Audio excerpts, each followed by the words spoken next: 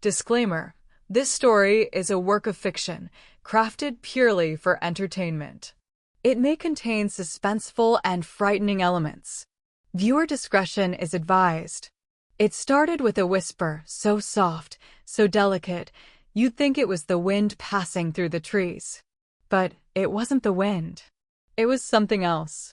Something that knew my name. The forest behind my house had always been quiet, almost lifeless. No birds, no crickets, no rustling leaves at night. Just stillness. My parents used to joke that it was nature taking a nap. But I never found it funny. That stillness always felt like it was watching me. Waiting. We had just moved into a small town called Hollow Pines, a name that already felt cursed. My father got a job as a park ranger and my mother worked remotely. As for me, Michael, 15, homeschooled, quiet, I kept to myself. New place, new faces, same loneliness.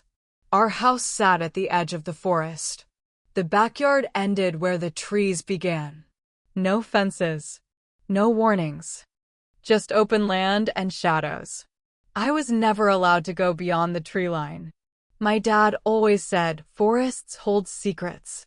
Some you're better off not knowing. But secrets don't like being ignored. It began subtly. At first, I noticed branches snapping at night. Not just one or two, but multiple, like footsteps. Then came the scratching. Soft at first. Like nails lightly brushing against the window glass in my bedroom. I tried telling my parents, but they brushed it off as squirrels or raccoons. Deep down, I knew better. I could feel it. Something was out there, and it was getting bolder. One evening, as the sky turned a muddy orange and the wind began to hum, I stood on the back porch staring into the woods. My eyes scanned the trees, and that's when I saw it. A figure. Human-shaped, tall, motionless, too far to see clearly. It stood between two trees, shrouded in shadow. No features, no movement. Just watching. I blinked and it was gone. I didn't sleep that night. The next day, I found footprints. Bare, long, and deep, way too large to be human. They started from the edge of the woods and stopped right below my window. The same window I had heard the scratching from. That wasn't an animal. That wasn't anything natural. Then the dreams began. Or were they dreams? I'd find myself standing in the middle of the forest with no memory of walking there. Trees all around, breathing. Yes, breathing. Expanding and contracting like lungs. And always, I'd hear it whisper again. Michael. That voice dry, distant, like leaves rubbing together. I told my mom. She looked concerned, but chalked it up to stress and new environment anxiety. My dad didn't say much. He just tightened his jaw and told me to stay inside at night. But the fear wasn't just mine anymore. I started noticing my dad locking the doors earlier, checking the windows more often. Something had him on edge too. 2 nights ago, my dog, a golden retriever named Rusty, went missing. We searched for hours. I found his collar just past the tree line, snapped in half like a twig. No blood. No fur. Just the collar and drag marks leading into the woods. My dad wouldn't let me follow them. Some things don't want to be found, he said. Last night was the worst. I woke up at 2:37 a.m. to the sound of humming. It was coming from the forest. A slow, eerie tune, like a lullaby from somewhere ancient. I looked out the window, and there it was again. Closer this time. Just past the first tree. It was taller than before, maybe 7 feet. Long limbs. No face, just a dark silhouette swaying gently, in sync with the humming. And this time, it waved. I couldn't move. I couldn't scream. I just stood there, frozen, my breath clouding up the glass. This morning, I found something new. On the inside of my window, scratched into the condensation from my breath, were 5 words. You saw me. I'm coming. I don't know what it is. I don't know how it knows my name. But whatever it is, it's getting closer. I didn't go to school the next day, not that I really had one to go to. My mom gave me a strange look when I said I wasn't feeling well, but she didn't press. Maybe she sensed something was off too. Or maybe she had her own reasons for not asking questions. The truth was, I couldn't face the window again. I kept the blinds shut, locked the doors twice, and tried to stay away from anything that cast a shadow. By mid-morning, the house felt too quiet. Even the creaking of the wooden floor seemed louder. I kept hearing just that one still image burned into my screen. I showed it to my dad when he came home early. He stared at it for a while without saying a word. Then he turned the phone off, took it from my hands, and told me not to worry about it. But the tightness in his face told me he was lying. He was scared too. And that scared me even more. That night, dinner was silent. My mom kept glancing toward the back door, her fork frozen halfway to her mouth more than once.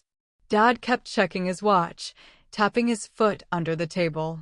When I asked if everything was okay, they both answered at the same time with forced smiles and matching, of course.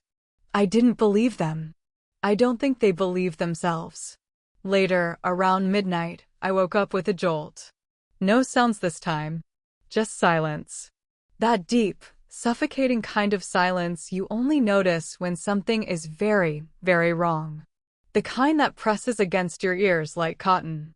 I felt cold, even though my blanket was wrapped tight around me. I reached for my flashlight, something I now kept next to my bed, and clicked it on. There was mud on my floor.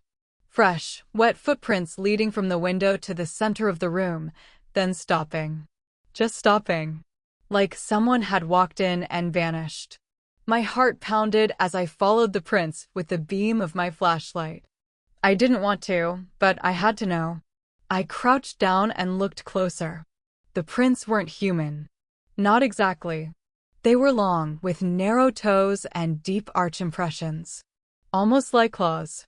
But what made my stomach twist was the smell, earthy, rotten, like wet leaves left too long in the sun. I didn't scream. I just backed out of my room and ran to my parents' bedroom. I burst in, only to find it empty. Their bed was made. Neat. Untouched. As if they hadn't slept there at all. I called out. Nothing. I checked every room.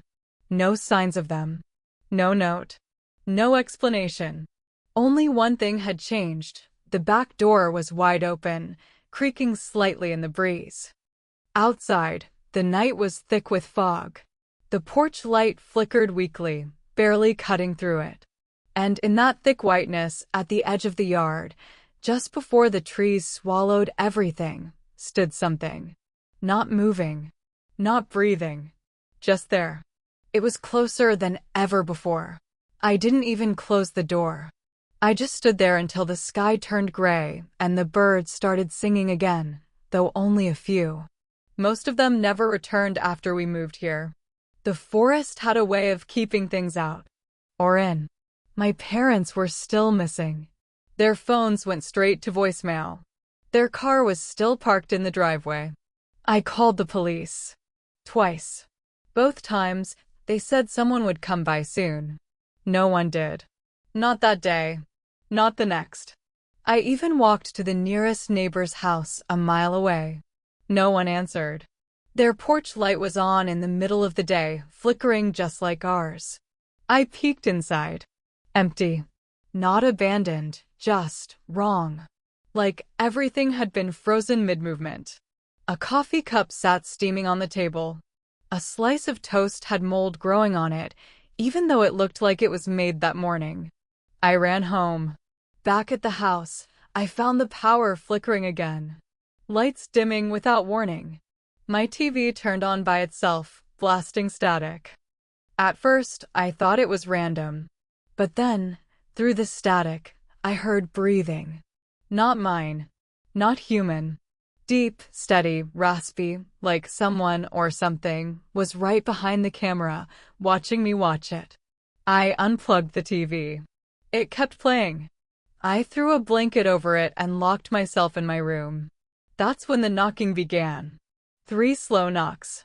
Not at the front door. Not the back either. This time, it came from inside the house. From the attic. I froze. We never went into the attic. It didn't even have a proper staircase, just one of those fold-down ladders you see in old movies. I stood under the hatch, heart pounding, flashlight trembling in my hand. I didn't want to pull it down. I knew I shouldn't. But something scratched from the other side. Not loud. Just enough to make it clear it was waiting. I backed away, but then I heard footsteps coming from the attic, then somehow from the hallway, then suddenly downstairs. It was like the sound moved without direction, circling the house, closing in. In a panic, I locked myself in the bathroom and turned on the light. My reflection stared back at me, but it wasn't right. My eyes looked darker. My skin paler. The reflection smiled when I didn't. I smashed the mirror. That's when I found the journal. It wasn't mine. It wasn't my parents'. It was tucked beneath a loose floorboard in the hallway. Leather-bound, worn, and brittle with age. Inside were pages and pages of frantic handwriting, dating back decades. The entries were short. Most began the same way: it watches. It waits. It takes. The entries became less coherent over time. Sentences trailed off. Words repeated. By the last page, there was only a smear of ink and a handprint, thin, long-fingered, and completely black. I dropped the journal. That's when I heard my mom's voice. "Michael." It was soft, coming from outside. "Michael, honey, open the door." I ran to the back window. She stood just at the edge of the forest, in the same spot where I last saw the shadow. Her clothes were dirty. Her hair matted. She was smiling. Too wide. Too still. "Where's Dad?" I called out. She didn't answer. Her smile just stayed. Then she lifted her hand and waved. Not at me, but behind me. I turned. Nothing there. When I looked back out the window, she was gone. I didn't know what to believe anymore. Was she alive? Was she it now? Were they both? I wanted to leave. I grabbed my backpack, stuffed in food, water, the journal, everything I could carry.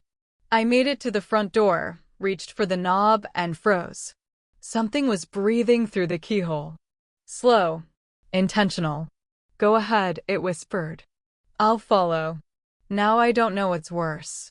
Staying in the house that's slowly unraveling, or running into the woods where it's waiting. Watching.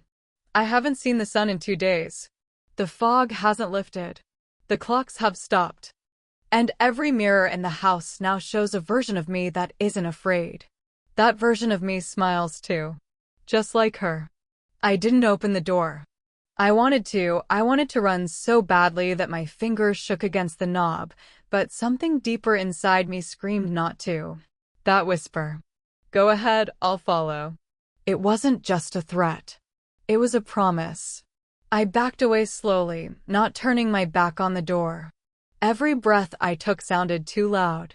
Every creak in the wooden floor snapped like a gunshot.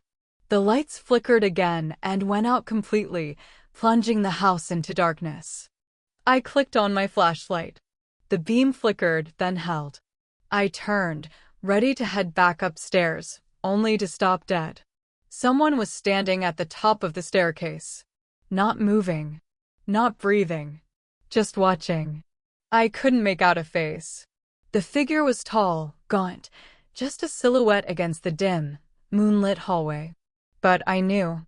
I felt it. That was no one I recognized. It took a slow step down. Wood groaned beneath its foot. I stumbled back, heart thundering, trying to decide which way to run: front door, basement. Nowhere felt safe. Then the hallway began to stretch. Not physically, I mean it felt like it was pulling further and further away from me. The walls elongated. The ceiling seemed to stretch higher. The door at the end flickered like a glitch in a video game. It didn't make sense. None of it made sense. But the figure? It stayed exactly the same distance. Step by step. I bolted through the living room, tripping over the coffee table, cutting my hand on a broken shard of the mirror I smashed earlier. I didn't feel the pain, just the wet warmth of blood running down my palm. I turned the corner into the kitchen and stopped. Every cabinet was open. Every drawer pulled out. Knives were gone. Plates shattered on the floor. On the refrigerator door, smeared in thick black handprints, were the words, "Stay with US." I backed up slowly, the flashlight flickering again. Suddenly, the static returned. Not from the TV this time. From everywhere. The walls, the air, my ears. It was like the house itself was humming with static, vibrating with something that couldn't be seen but felt. And then I heard them. Footsteps above me. Heavy. Scratching. Crawling. They were in the ceiling. No, not in under. I looked up. Thin cracks spidered across the plaster. Dust fell in little bursts. I stumbled back, and right then, the attic hatch slammed open. The ladder didn't fall. It was thrown down. From above, something began to descend, not walking, but crawling, slow and jagged like a broken puppet. I screamed. Ran back down the hallway past the still open front door, past the claw prints on the floor, and into my parents' room. Slammed the door shut. Locked it. Pushed a dresser in front of it. But the air in there, it wasn't better. It was colder. The bed was stripped bare. Scratches lined the walls like someone had clawed their way around in circles. The windows were covered with newspaper I didn't remember putting there. Scribbled across them over and over again were phrases in red ink, some of them in my mom's handwriting. Don't trust the mirrors. He wears their skin. We tried to hide. We failed. And then, in the far corner of the room, I saw it. The closet door was open. Just slightly. I aimed the flashlight at it, barely breathing. Something inside shifted. Not a movement, just a shift, like whatever was in there adjusted its weight. A low clicking sound echoed from within, like bones snapping slowly one by one. Then a whisper, deep and guttural, "Come closer. I'll show you what you really are." I backed away into the corner, the flashlight beam shaking wildly. Suddenly, all the lights in the house came on at once, blazing white. The static stopped. The cold disappeared. Silence. Too silent. I slowly moved to the window, peeled back one of the newspapers, just enough to peek outside. The fog was gone. The moon shone bright. The forest looked still again. Then I looked down. Every inch of the yard was covered in footprints. Bare. Muddy. Hundreds of them. All facing the house. And in the center of them, standing perfectly still, was me. Or something that looked exactly like me. It smiled. And then it started walking toward the house. My knees were locked in place. I couldn't look away from the thing standing in the yard, the thing wearing my face. It had my exact height, the same hair, the same clothes I wore yesterday. But its movements were wrong, like it was learning to walk with a body that didn't quite fit. It moved in sharp, twitching steps, head tilting slightly too far with each motion, smile stretched too wide, eyes unblinking. I dropped the curtain. My breath came in short gasps as I backed away from the window. I wanted to scream, but my throat was too tight. That wasn't me. But it looked like me. It was becoming me. And it was walking toward the house. Suddenly, the lights blinked out again. This time, they didn't come back. Darkness swept through the room like a wave. The house felt deathly quiet, no wind, no creaks, not even my own breath dared make a sound. Then came the knock. 1, 2, 3. Slow. Solid. Not at the front door this time, closer. Much closer. I turned toward the sound, heart slamming against my ribs. It came from inside the house. Another knock. I realized it was coming from the other side of the bedroom door. The same door I had pushed the dresser in front of. Then, the door handle began to turn. I stared in horror as the knob twitched back and forth. The knocks turned to scratching. Long, steady drags of something sharp across the wood. Then a voice. My voice. Michael, let me in. It was soft, almost kind. I don't want to hurt you. I just want to show you the truth. I backed into the far corner, flashlight still in hand, its beam now too weak to cut through the darkness. The door creaked. Wood groaned under pressure. The dresser shuddered like something heavy was pressing against it from the other side. I squeezed my eyes shut, shaking, whispering to myself, this isn't real. This isn't real. Then, something touched my shoulder. I screamed and spun around, nothing there. But the flashlight flickered and lit up the mirror behind me. My reflection was gone. Instead, the mirror showed the hallway outside the room, like it had turned into a window.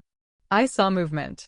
The thing in the hallway, my doppelganger, was dragging something behind it. A shape. A body. Two, actually. Mom. Dad. I screamed again, banging on the mirror, begging for it to stop. The thing turned and looked directly at me, even through the glass. And it smiled again. Then the mirror cracked. Just one thin fracture from top to bottom. But something moved behind the crack. A hand, thin, gray, with too many joints, pressed against the glass from the inside. I stumbled back, falling to the floor. The door groaned louder behind me. The scratching turned into pounding. I crawled toward the closet, stupid, I know, but it was the only place left. I flung it open and slipped inside, pulling the door shut just as the bedroom door finally burst open, the dresser skidding across the floor like it weighed nothing. Footsteps entered the room. Slow. Heavy. And then, silence. I didn't breathe. Didn't blink. I peered through the narrow slats of the closet door, flashlight off now, sitting in pitch darkness. I saw feet, bare, muddy, identical to mine, walking slowly across the room. Then, it stopped. Right in front of the closet. I covered my mouth. My body shook. Then came the voice again, this time barely a whisper. Why are you hiding from yourself? The closet door creaked slightly as pressure pushed from the outside. A cold draft seeped through the gaps, smelling of damp leaves and rotting wood. Then, nothing. No movement. No sound. Just silence. I waited. And waited. Minutes passed. Maybe hours. I didn't move. But just as I let out a shaky breath, a new sound reached me. A voice. Not mine. A girl. Crying. Soft. Far away. Help me. Then again louder. Please. It took my face. The voice echoed from within the closet walls. The voice inside the closet wall grew louder, more desperate with each word. Please. It took my face. It wears it now. The crying turned into sobs, choking, broken sobs that echoed as if coming from a space far too deep to exist within the walls of a normal house. I pressed my ear to the closet panel, trembling. There was something behind the wood. Not just the voice. Movement. Breathing. I could hear the slow scrape of nails or claws dragging across the other side. Then, without warning, the wall cracked. Just a hairline fracture at first. Then more. Like the wood itself was splitting open to reveal what hid behind it. I stumbled back in the cramped space, my breath catching in my throat. Something was coming through. Not out, but into the space around me. Like the inside of the closet was stretching, reshaping. The dimensions of the room felt wrong, wider than they were seconds ago. I turned the flashlight back on. The beam flickered and buzzed, just enough light to reveal that the back wall of the closet was gone. Not broken. Just gone.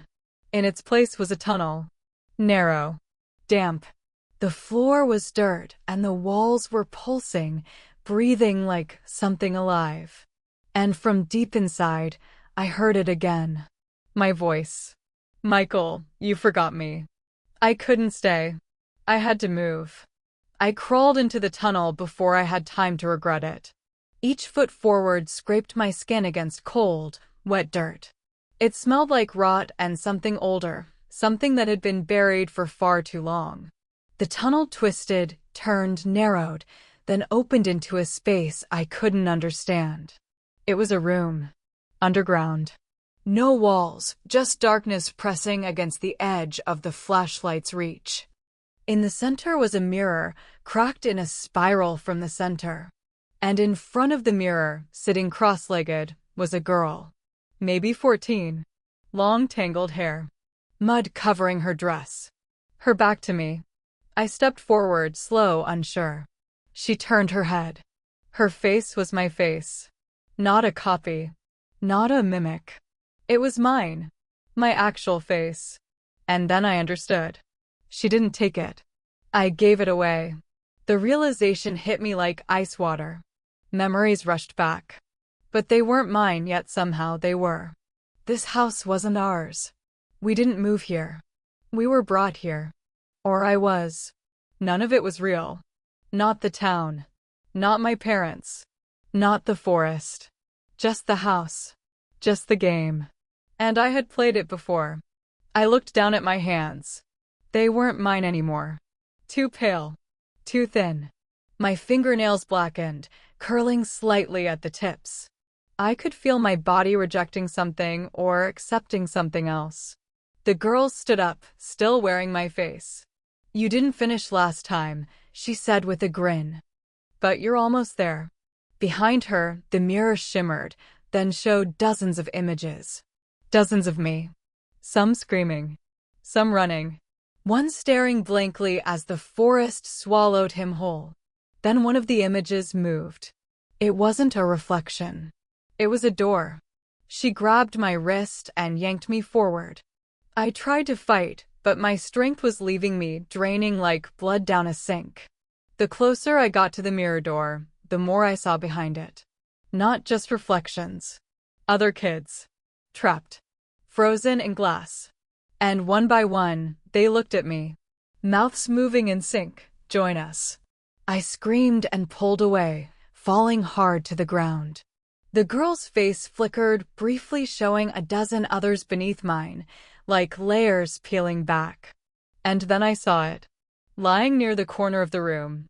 My dad's ranger badge. Covered in blood. Not fresh. Old. Rusted into the metal. Right beside it, my mom's locket. I crawled toward them, heart breaking with each inch. I picked up the locket and opened it. There was a picture inside. Of me. But not from this week. From years ago. Younger. Dirty. Missing poster clipped inside the photo. Missing. Michael Carter. Age 10. Last seen near Hollow Pines Forest. That was 5 years ago. So who, what, have I been? The girl tilted her head, smiling wider than any face should. "You're the last one left, Michael. Don't fight it. This is your home now." Then every reflection in the mirror began to bang from the inside. Screaming. Laughing. Begging. And now I'm trapped. But not alone. There are many of us now. What would you do in this situation? Do you think I'll survive? Or am I just another reflection waiting to be forgotten again? Ellie's lungs burned. Her heartbeat pounded like war drums inside her chest, but she didn't dare stop. The forest floor blurred beneath her bare feet, wet leaves and thorns tearing at her skin as she sprinted blindly through the darkness. Behind her, the unnatural growling had returned, closer, deeper, more furious than ever before. It wasn't just watching now. It was hunting. And it had no intention of letting her leave alive. Branches whipped at her face, and something snagged her arm.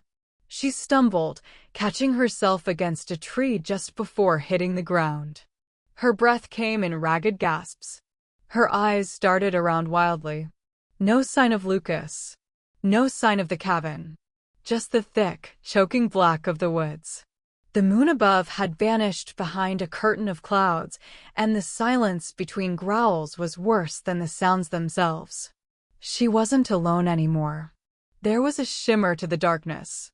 The air seemed thicker, vibrating with something ancient and angry.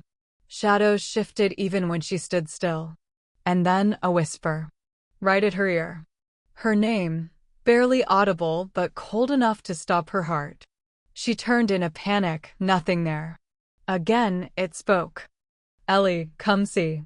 She wanted to scream, but her voice was trapped in her throat.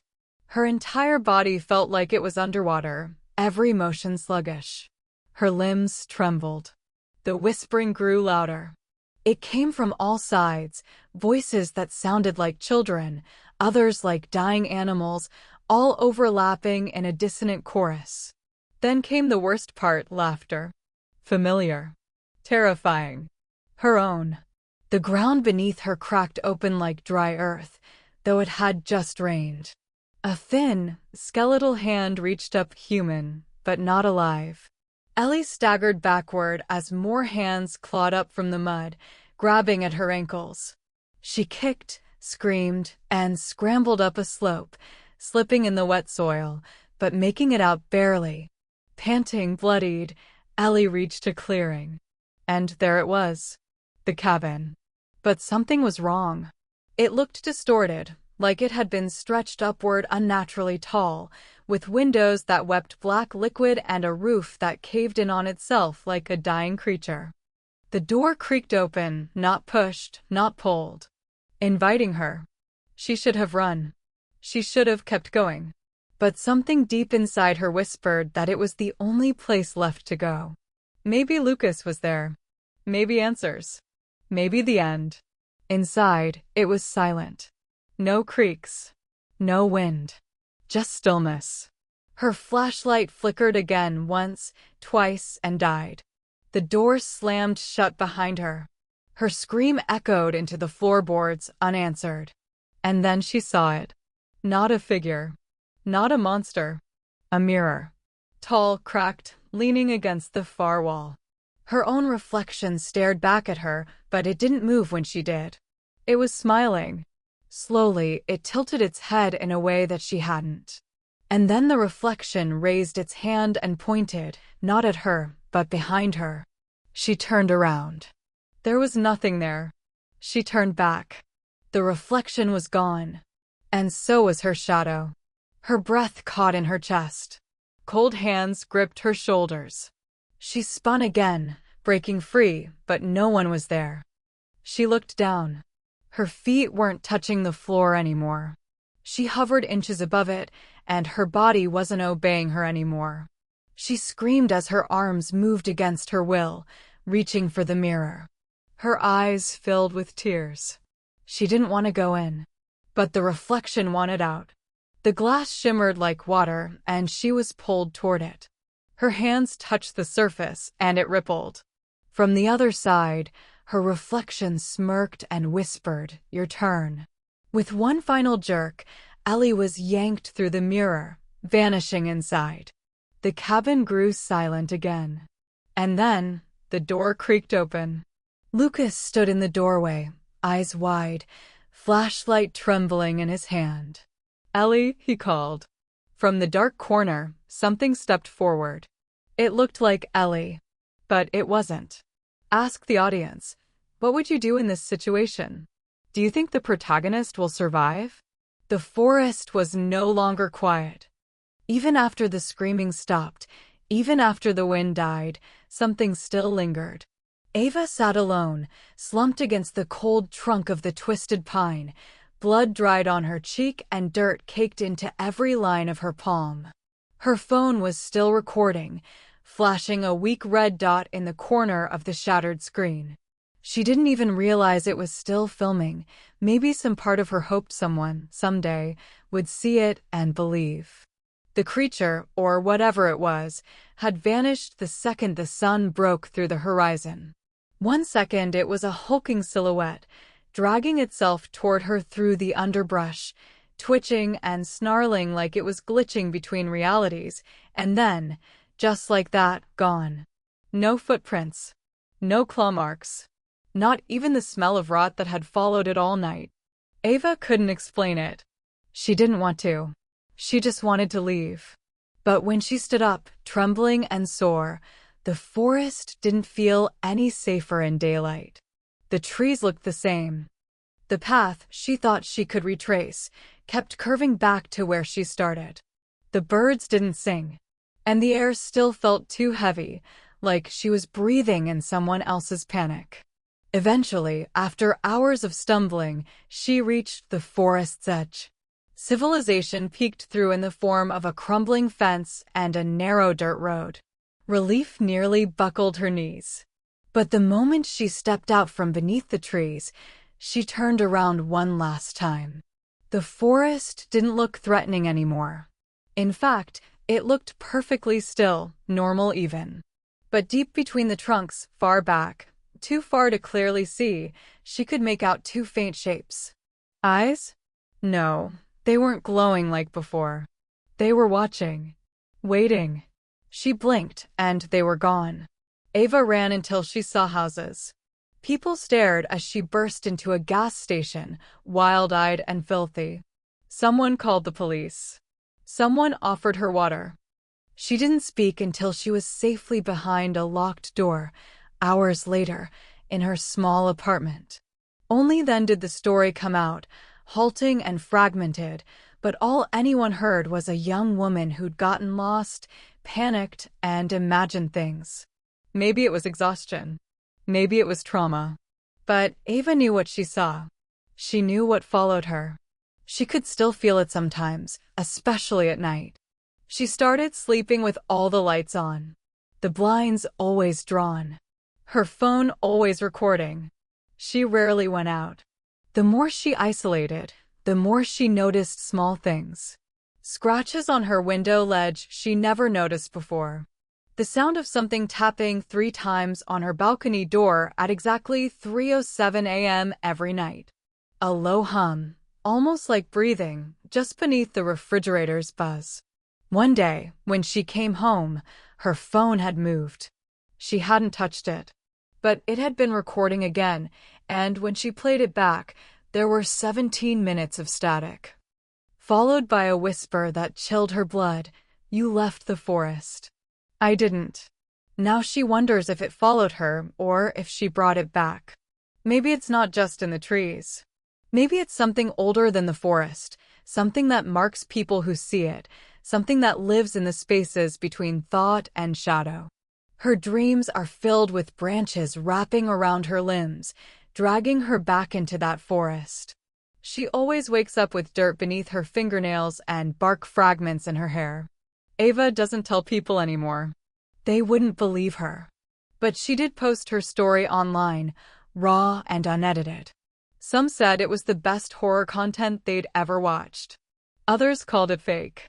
But then a few started messaging her with strange stories of their own. Similar things. Eyes in the woods. Creatures they can't describe. Time they can't account for.